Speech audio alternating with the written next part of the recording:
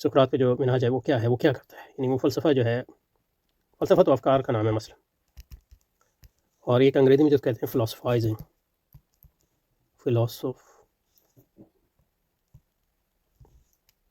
تو فلسفہ جو ہے ایک جامد چیز ہے ان معنوں میں، لیکن فلاسفائزنگ یعنی فلسفہ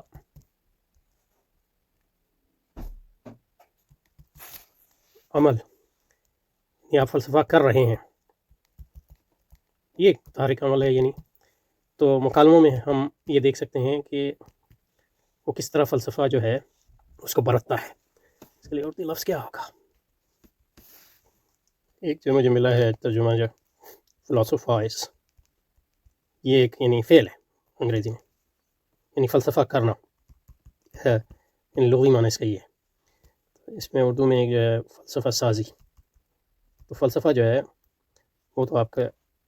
اینڈ پروڈکٹ ہے، یعنی وہ اس کی مثال ایسے لے لیں کہ مطلب آپ جوتے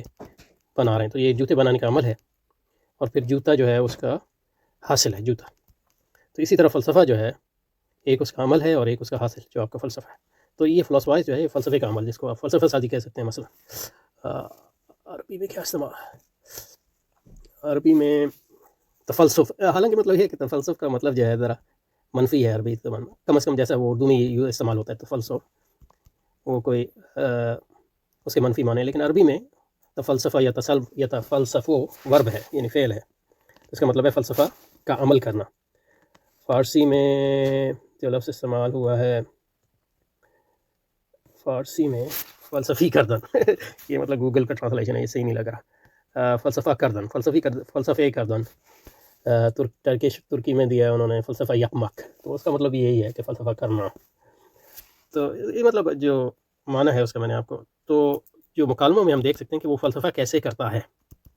سقراط، اور یہ فلسفہ کیسے کرتا ہے یہ اس کا منہاج بتائے گا، اسی کا مطلب ہوتا ہے منہاج، یعنی طریقہ کار آپ کا جب آپ فلسفہ سازی کرتے ہیں، ٹھیک ہے جی۔ تو جو فلسفہ سازی کا عمومی عمل ہے اس کو ہم دو طریقوں میں تقسیم کر سکتے ہیں، کئی